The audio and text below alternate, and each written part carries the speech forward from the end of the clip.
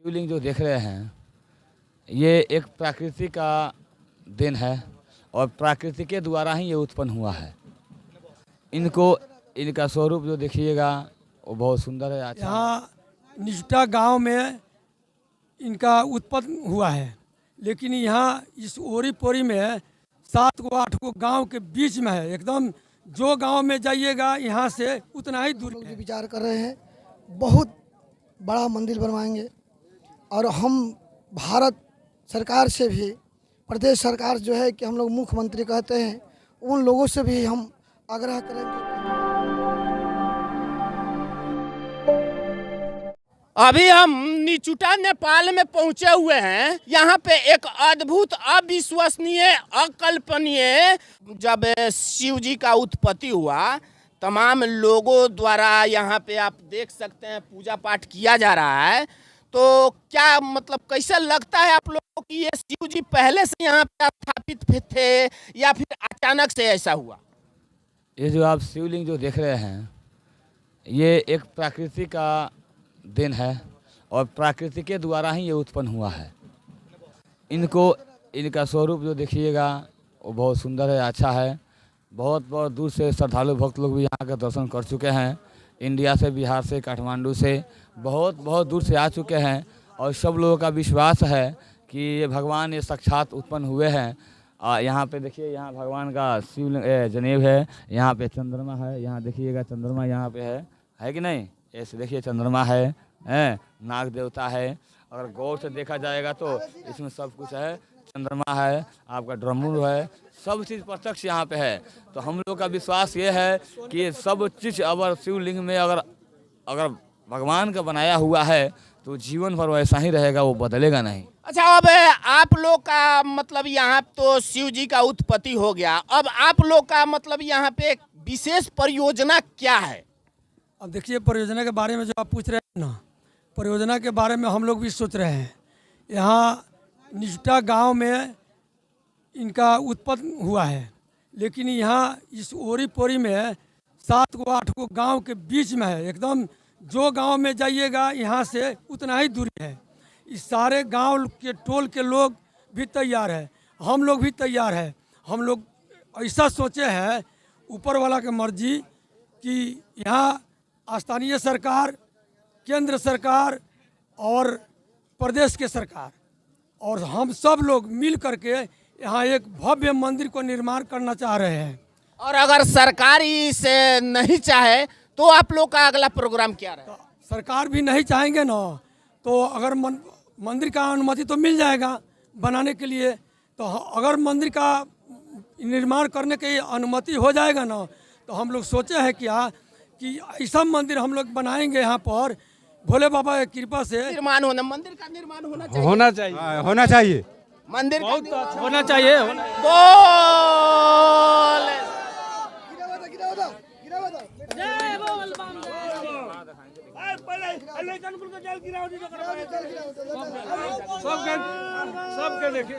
यहाँ पे आप देख सकते हैं तमाम महिलाएं और पुरुष मिल करके जलाभिषेक कर रहे हैं शिव जी का।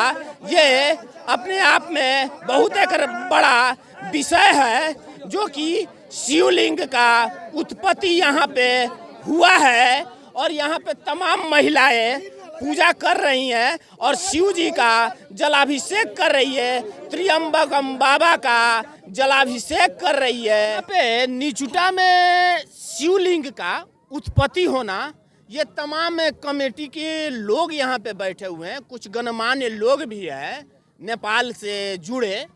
तो आप सबका अंतिम यहाँ पे बात क्या रहेगा इस मंदिर को लेकर के, और यहाँ पे जो मंदिर बनाने का आप सबों ने राय विचार और विमर्श किया है, तो यहाँ पे कैसे मंदिर का निर्माण कराया जाएगा वो तमाम श्रद्धालुओं को बताने का कष्ट करें।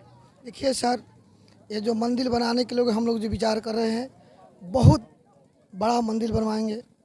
और हम भारत सरकार से भी, प्रदेश सरकार जो है कि हम लोग मुख्यमंत्री कहते हैं, उन लोगों से भी हम आग्रह करेंगे कि हमारा जो धर्म स्थल है, यहाँ धर्म स्थल में हम लोग को सहयोग पुगाए। और भारत से और नेपाल से जो मित्रता चल रहा है, पहले सदियों से चल रहा है, वो बनल भी रहे। सदियों से जो भारत और नेपाल का मित्रता चला आ रहा है वो सनातन युग से ही चला आ रहा है। एक बात अगर कहा जाए तो ये मित्रता बना रहे, इस पे कुछ बात बोल रहे थे, क्या कहना चाहें?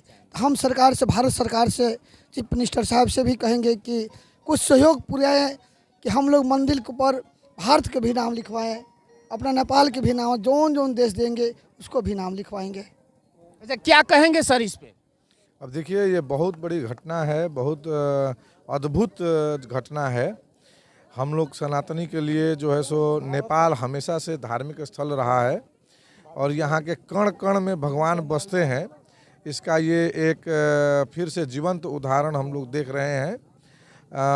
हम लोगों को भी पता चला, उनका दर्शन हुआ, बहुत मन में जो है सो शांति आया है।